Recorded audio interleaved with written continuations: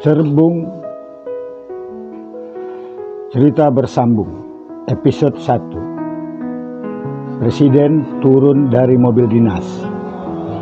Pagi itu embun belum sepenuhnya terangkat dari pematang sawah ketika sebuah mobil hitam berhenti di tepi jalan tanah. Tidak ada sirine, tidak ada iring-iringan. Sopir membuka pintu belakang, tapi orang di dalamnya tidak segera turun. Ia memandang keluar sejenak. Hamparan sawah terbentang seperti permadani kusam yang setia. Tidak hijau sempurna, tidak juga kering sepenuhnya. Ada bekas kerja manusia di sana, alur cangkul, pematang yang diperbaiki seadanya, dan air yang mengalir pelan tanpa suara. Presiden Arman Wiratama menghela napas pelan. Ia menutup map tipis di pangkuannya. "Disinilah?" tanyanya singkat. Sopir mengangguk. "Desa Lembah Karsana, Pak." Arman turun. Sepatunya langsung menginjak tanah yang masih lembab. Ia tidak keberatan. Justru itu yang ia cari. Tak lama kemudian, seorang lelaki parubaya datang berjalan kaki dari arah balai desa. Kemejanya sederhana, celana digulung sedikit di mata kaki. Di tangannya, topi caping yang sudah kusam. Ia berhenti beberapa langkah dari presiden. "Selamat pagi," katanya. Nada suaranya datar, tidak gugup, tidak juga sok hormat. "Pagi," jawab Arman. "Kamu kepala desa?" "Jaya Pramana," jawab lelaki itu. "Dipanggil Jaya saja cukup." Arman mengangguk. "Tidak ada penyambutan?" Jaya tersenyum tipis. "Warga sedang ke sawah, Pak. Kalau disuruh datang, mereka datang.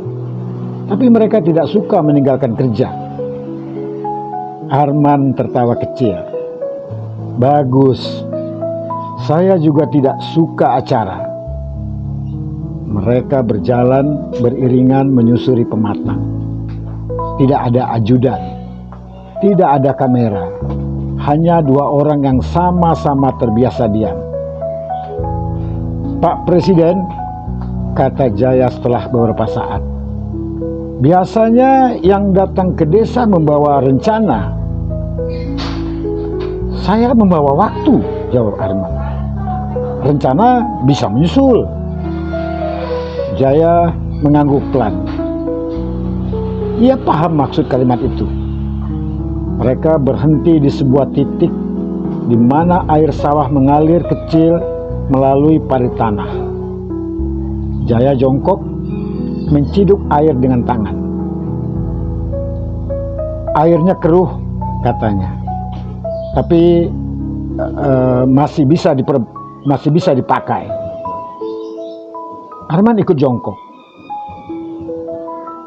"Kenapa tidak dibersihkan?"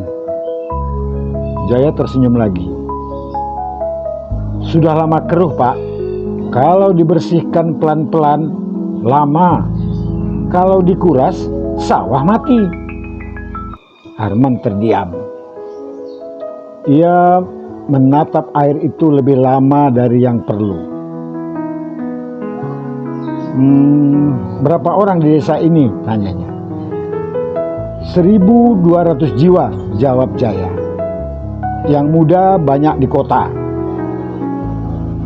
"Kenapa?" Jaya tidak langsung menjawab. Ia berdiri, menepuk tanah di celananya. "Bukan karena desa ini miskin, Pak," katanya akhirnya. "Tapi karena sistem tidak memberi ruang bagi mereka untuk pulang dengan kepala tegak." Kalimat itu tidak keras, tapi menghantam. Arman berdiri. "Kalau sistemnya diubah?" Jaya menggeleng pelan. Desa tidak minta sistem diubah besar-besaran. Kami hanya ingin satu wadah yang bersih. Wadah? Baskom kecil, kata Jaya. Biar air bersih tidak terus dicampur air lama. Arman menoleh. Ia tersenyum tipis. Kalau saya beri kamu baskom itu, katanya, bukan uang besar, bukan proyek ramai, tapi mandat untuk bekerja tenang. Apa yang kamu lakukan? Jaya berpikir sejenak. Saya mulai dari kerja yang paling dekat dengan perut, jawabnya. Tanah, air, orang. Tanpa investor? Kalau perut kenyang, kata Jaya, investor akan datang sendiri. Arman tertawa kecil. Kali ini lebih lepas. Kalau nanti di ibu kota ribut, tanyanya lagi. Jaya menatap sawah. Desa yang sibuk bekerja tidak punya waktu untuk ribut, Pak. Angin pagi bergerak pelan. Padi bergesekan lembut. Arman mengangguk. Ia tahu kunjungan ini tidak akan masuk berita besar. Tapi ia juga tahu di tempat seperti inilah negara seharusnya dimulai kembali. Jaya, katanya pelan, saya tidak janji cepat sempurna. Kami tidak butuh sempurna, jawab Jaya. Kami butuh mulai. Arman mengulurkan tangan. Jaya menyambutnya. Jabat tangan itu singkat, tidak heroik, tapi di sanalah tanpa disadari siapapun sebuah cerita panjang mulai berjalan.